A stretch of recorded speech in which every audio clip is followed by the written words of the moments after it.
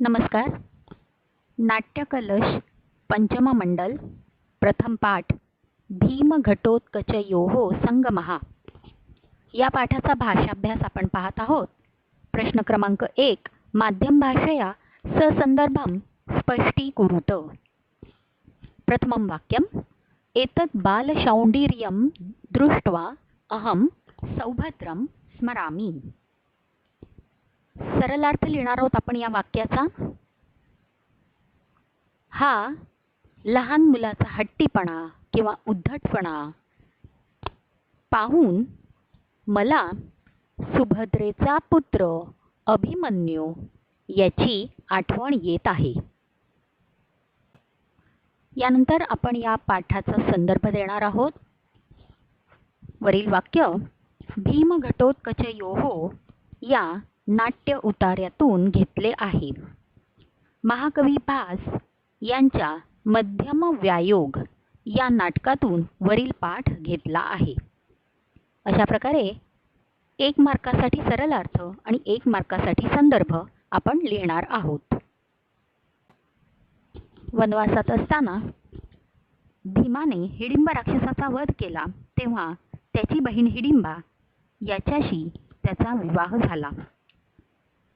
विवाहानंतर काही काळाने भीम राजधानीला परत गेला. त्यानंतर हिडिंबेला घटोत्कच हा पुत्र प्राप्त झाला. हा पुत्र तरुण झाला तरीही पितापुत्रांची भेट झाली नव्हती. कालांतराने दैवदुर्विलासाने पांडवांना 12 वर्षे वनवासात जावे लागले.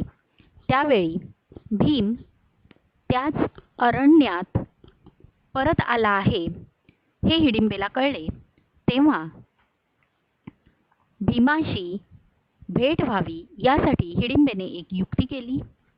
तिने आपल्या पुत्राला घटोत्कचाला अशी आज्ञा केली की माझ्या उपवासाची पारणा करण्यासाठी एखादा माणूस घेऊन ये. त्यानुसार घटोत्कच अरण्यात फिरत असताना त्याने एका वृद्ध ब्राह्मणाला त्याची पत्नी आणि 3 पुत्र यासह जाताना पाहिले.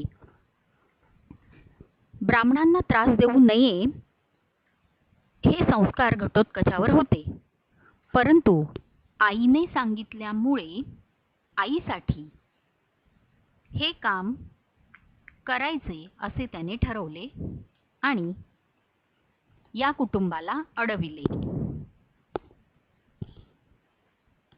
या कुटुंबातील सर्व सदस्य अतिशय प्रेमळ आणि एकमेकांसाठी प्राणही देण्यास तयार होते. त्यापैकी एका कोणीतरी यावे अशी अट घटोत्कचाने घातली. तेव्हा मधला मुलगा घटोत्कचाबरोबर पाठवायचा असे या कुटुंबाने ठरवले. घटोत्कचाबरोबर जाण्यापूर्वी पाणी पिण्यासाठी म्हणून हा मुलगा जवळच्याच सरोवराकडे घटोत्कचाची परवानगी घेऊन गेला. त्याला येताना थोडा वेळ लागला. घटोत्कच मात्र आईसाठी लवकर पोहोचावे म्हणून घाईघाईने त्याला हाका मारू लागला, अरे मध्यम, अरे मध्यम, लवकर ये. घटोत्कचाच्या या हाका ऐकून तेथे भीम आला. भीमाने हा आवाज ओळखला नाही, परंतु आवाजावरून त्याला असे वाटले की हा आवाज कोणत्या तरी अतिशय विलक्षण पराक्रमी सामर्थ्यवान अशा व्यक्तीचा असला पाहिजे आणि अर्जुनाच्या स्वराशी आवाजाशी या स्वराचे साम्य आहे हेही त्याला जाणवले. भीम जेव्हा तेथे येऊन पोहोचला तेव्हा त्याने पाहिले की हा आवाज अतिशय देखण्या माणसाचा आहे. हा माणूस म्हणजे एखाद्या राक्षसीचा पुत्र आहे. म्हणजेच त्याचे व्यक्तिमत्व, त्याची उंची आणि त्याचे सामर्थ्य पाहून तो राक्षसीचा पुत्र आहे हे लक्षात येत होते. राक्षसीचा पुत्र असावा असा अंदाज भीमाला येतो. तरीही त्याच्याकडे बघताना त्याच्याबद्दल भीमाच्या मनात आपल्या बंधूप्रमाणे, आपल्या नातलगाप्रमाणे, आपल्या जीवलगाप्रमाणे प्रेम निर्माण होते. बंधू इव मे प्रतिभाती असं तो म्हणतो. म्हणजेच ही आपुलकी त्याच्या मनात निर्माण होते. ती त्याच्याशी असलेल्या ऋणानुबंधांमुळेच.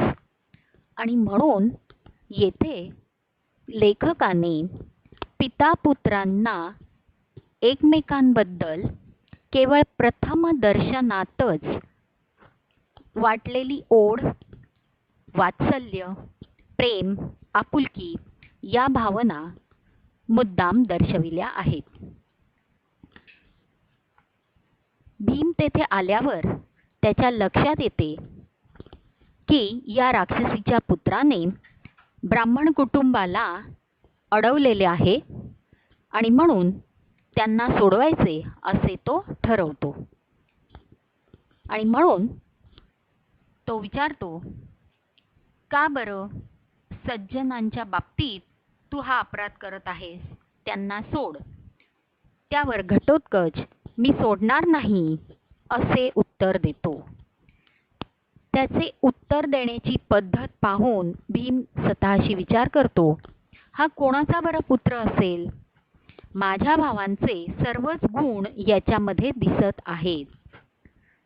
त्याचा हा हट्टीपणा, त्याचा हा उद्दामपणा, आपण जे करत आहोत त्या गोष्टीच्या बद्दल आत्मविश्वास, दुसऱ्याचं न ऐकण्याची प्रवृत्ती आणि ती गोष्ट उघडपणे सांगण्याची हिंमत, या सगळ्या गोष्टी पाहून भीमाला सुभद्रेचा छोटा मुलगा, सुभद्रा आणि अर्जुन यांचा मुलगा अभिमन्यू याची आठवण होते.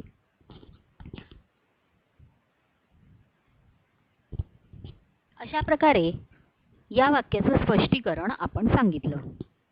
आता या वाक्याच्या वैशिष्ट्यामध्ये आपल्याला सांगावं लागेल की प्रथम दर्शनातच एखाद्या व्यक्तीबद्दल आपल्या मनात काहीसे मत निर्माण होत असते.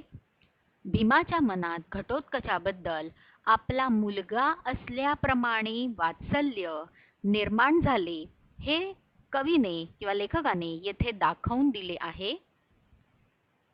शिवाय त्याचे आपल्या भावांशी, भावाच्या पुत्राशी असलेले साम्य त्याला जाणवते आहे आणि यातून भीमाला आपला पुत्र ओळखू येणार आहे याची जाणीव प्रेक्षकांना करून देण्यात लेखक यशस्वी झाला आहे. अशा प्रकारे हे वैशिष्ट्य लिहिता येईल. द्वितीयं वाक्यं न मुच्यते तथाप्येष गृहीतो मातुराज्ञया. सरलार्थ, तरी सुद्धा मी याला सोडणार नाही, कारण मी याला आईच्या आज्ञेमुळे पकडलेले आहे. संदर्भ भीम घटोत्कचयोः या नाट्य उतार्यातून वरील वाक्य घेतले असून महाकवी भास यांच्या मध्यम व्यायोग या नाटकातून हा उतारा घेतलेला आहे. यानंतर या वाक्याचे स्पष्टीकरण. वनवासात पांडव गेले असताना हिडिंबा राक्षसी आणि भीम यांचा विवाह झाला. त्यानंतर भीम पांडवांसह राजधानीला परत गेला. वनामध्ये हिडिंबा राक्षसीला घटोत्कच हा पुत्र प्राप्त झाला. तो तरुण झाला, परंतु या पितापुत्रांची भेट मात्र झाली नव्हती. कालांतराने पांडव वनवासाला परत आले. त्यावेळी आपल्या पुत्राची त्याच्या पित्याशी भेट व्हावी या हेतूने हिडिंबेने एक युक्ती केली. तिने घटोत्कचाला आपल्या उपवासाच्या पारणेसाठी एक माणूस घेऊन येण्यास सांगितले. अरण्यात घटोत्कच फिरत असताना त्याला एक ब्राह्मण कुटुंब दिसले. योगायोगाने त्या ब्राह्मण कुटुंबापैकी मधला मुलगा घटोत्कचाबरोबर येण्यास तयार झाला. तो पाणी पिण्यासाठी गेला असता घटोत्कच त्याला हाका मारू लागला, "अरे मध्यमा, अरे मध्यमा, लवकर ये." ही हाक त्या वनातील भीमसेनाने ऐकली आणि त्याने मध्यम म्हणजे मधला भाऊ हे आपल्याला उद्देशून आहे असे मानून तेथे प्रवेश केला. भीमाला मध्यम ही हाक ऐकू आली तेव्हाच त्याला असे वाटले की हा आवाज एखाद्या विलक्षण पराक्रमी पुरुषाचा असून तो अर्जुनासारखा आवाज वाटतो. आणि जेव्हा भीमाने घटोत्कचाला पाहिले तेव्हाही हा देखणा माणूस एखाद्या राक्षसीचा मुलगा असेल याच्याबद्दल भीमाला आपल्या बंधूप्रमाणे प्रेम वाटू लागले. आणि म्हणून समोर घडत असलेली घटना जाणून भीमाने ब्राह्मण लोकांच्या बाबतीत, सज्जनांच्या बाबतीत तू काही अपराध करू नकोस, त्याला सोड अशी घटोत्कचाला आज्ञा केली. त्यावर घटोत्कचाने मी सोडणार नाही असे बाणेदार उत्तर दिले. ते ऐकून भीमाला असे वाटले की हा कोणाचा बरे मुलगा असेल, कारण माझ्या भावांचे सर्वच गुण याच्यामध्ये दिसत आहेत आणि याचा हा हट्टीपणा, याचा हा आत्मविश्वास, याचा हा उद्धटपणा, हट्टीपणा हे सर्व अर्जुन आणि सुभद्रा यांचा पुत्र अभिमन्यूप्रमाणे वाटत आहेत.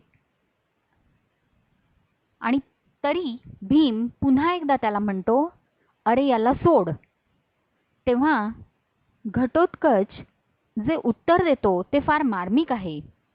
तो म्हणतो की अगदी माझ्या वडिलांनी जरी मला सांगितलं की याला सोड तरी ते खुशाल सांगू देत, पण मी याला सोडणार नाही, कारण मी याला आईच्या आज्ञेमुळे पकडलं आहे. आईची आज्ञा पूर्ण करण्यासाठी घटोत्कचाने त्या माणसाला, ब्राह्मणपुत्राला पकडले आहे. अशा प्रकारे घटोत्कच हा अपराध करण्यामागचे आपले कारण सांगतो. इथे स्पष्टीकरण संपलं. आता वैशिष्ट्यामध्ये आपल्याला हे एक महत्त्वाची गोष्ट लिहायला हवी की घटोत्कच माझ्या वडिलांनी सांगितले तरी मी तुला या माणसाला सोडणार नाही असे जेव्हा म्हणतो, हे वाक्य तो कोणाला उद्देशून बोलतोय? खरं तर भीमाला उद्देशून म्हणतो आहे. म्हणजे आपल्याला वैशिष्ट्यामध्ये असं लिहायचंय की घटोत्कच माझ्या वडिलांनी सांगितले तरी मी सोडणार नाही हे वाक्य आपल्या वडिलांनाच उद्देशून बोलत आहे. परंतु हे त्याला माहीत नाही. ज्याच्याशी आपण बोलतो आहोत तो आपला पिता आहे हे घटोत्कचाला माहीत नाही आणि तो आपल्या पित्यासमोर असं बोलतो आहे. ही गोष्ट प्रेक्षकांमध्ये एक प्रकारचे हास्य निर्मिती करते. हे पहिलं वैशिष्ट्य. आणि दुसरं वैशिष्ट्य, या गोष्टीला पताका स्थानक असे म्हणतात. म्हणजे त्या भूमिका करणाऱ्या, त्या भूमिकेला, त्या पात्राला एखादी गोष्ट माहीत नाहीये, ती त्याला नंतर समजणार आहे, ती गोष्ट इथे दाखवून देणे, ती गोष्ट नकळत योगायोगाने व्यक्त करणे, हे पताका स्थानक इथे नाटककाराने वापरले आहे. अशी दोन वैशिष्ट्ये थोडक्यात आपण लिहिणार आहोत. तृतीयं वाक्यम अयं तु दक्षिणो बाहुः आयुधम सहजम मम. सरलार्थ, हा माझा उजवा हात हेच तर माझं जन्मजात असं आयुध आहे. संदर्भ भीम घटोत्कचयोः या नाट्य उतार्यातील वरील वाक्य महाकवी भास यांच्या मध्यम व्यायोग या नाटकातील आहे. यानंतर आपल्याला स्पष्टीकरण लिहायचं आहे. भीमसेन आणि हिडिंबा राक्षसी यांचा पुत्र घटोत्कच आणि त्याचे पिता भीम यांची भेट कधीच झालेली नाही. अरण्यामध्ये घटोत्कच आपल्या आईच्या आज्ञेनुसार एखादा माणूस तिच्या उपवासाचे पारणे म्हणून घेऊन जाण्यासाठी फिरत असताना त्याला एक ब्राह्मण कुटुंब दिसले. या कुटुंबापैकी मधला मुलगा घटोत्कचाबरोबर येण्यास तयार झाला. तो पाणी पिण्यासाठी गेला असता घटोत्कचाने त्याला अरे मध्यमा लवकर ये अशा हाका मारल्या. मध्यम ही हाक आपल्याला उद्देशून आहे असे वाटल्यामुळे त्याच अरण्यात व्यायाम करीत असलेल्या भीमाने तेथे प्रवेश केला. ही हाक ऐकून भीमाला असे वाटले की हाक मारणारा पुरुष लोकवीर असला पाहिजे. त्याचा आवाज अर्जुनासारखा आहे हे सुद्धा त्याच्या लक्षात आले. हा राक्षसीचा पुत्र आहे आणि याच्याबद्दल आपला बंधू असल्याप्रमाणे आपल्याला प्रेम वाटत आहे हे त्याला जाणवले. ब्राह्मणाला अडवलेले आहे हे पाहून त्याची सुटका करण्यासाठी भीमाने त्या घटोत्कचाला आज्ञा केली, परंतु घटोत्कचाने त्या ब्राह्मणपुत्राला सोडण्यास नकार दिला. घटोत्कचाकडे पाहून भीमाला असे वाटले की आपल्या सर्वच भावांचे गुण याच्यामध्ये आहेत. अभिमन्यूप्रमाणे याचे बालशौंडिर्य आहे आणि तरी हा आपले ऐकत नाही. कारण घटोत्कच स्पष्टपणे सांगतो की माझ्या वडिलांनी सांगितले तरी मी ऐकणार नाही, कारण मी याला आईच्या आज्ञेने पकडले आहे. भीमाला हे कारण अतिशय योग्य वाटते, कारण भीम स्वतः सुद्धा मातृभक्त आहे. आई ही मनुष्यांचे दैवत असते, किंबहुना देवतांचेही दैवत असते आणि त्यामुळे घटोत्कचाचे वागणे खरे म्हणजे योग्यच आहे असे भीमाला मनातून पटते. आणि घटोत्कचाला तुझी आई कोण असे विचारल्यावर घटोत्कच हिडिंबा राक्षसी असे उत्तर देतो. त्यामुळे भीमाच्या लक्षात येते की हा आपला पुत्र आहे. त्याचे रूप, त्याचा पराक्रम, त्याचे सामर्थ्य सर्वच पांडवांसमान आहे. ह्या गोष्टीचा त्याला अतिशय आनंद होतो. परंतु आपल्या पुत्राने ब्राह्मणांच्या बाबतीत अपराध करावा हे त्याला, म्हणून या ब्राह्मणपुत्राच्या ऐवजी मी येतो असे भीम घटोत्कचाला म्हणतो. घटोत्कच न्यायला तयार होतो तेव्हा भीम त्याचं सामर्थ्य पाहण्यासाठी, त्याचा आत्मविश्वास पाहण्यासाठी, त्याचे युद्धकौशल्य पाहण्यासाठी मुद्दाम त्याला तुझ्यात ताकद असेल तर मला ने असे आव्हान देतो. घटोत्कच सुद्धा युद्धाला लगेच तयार होतो. आयुध घे असे तो भीमाला म्हणतो. यावर भीम, मी तर आयुध घेतलेलंच आहे. हा माझा उजवा हात हा एखाद्या सोन्याच्या खांबाप्रमाणे ताकदवान आहे. हा नेहमी शत्रूंना पराभूत करत असतो आणि हा मला जन्मजात प्राप्त झालेलं आयुध आहे असे भीम म्हणतो. भीमाच्या या उद्गारांमधून घटोत्कचाला हा पराक्रमी, सामर्थ्यवान असा माणूस आपल्या वडिलांप्रमाणे बोलत आहे. आपल्या वडिलांना जे वर्णन योग्य ठरेल ते बोलत आहे हे घटोत्कचाच्या लक्षात येते. वैशिष्ट्यामध्ये आपण लिहिणार आहोत.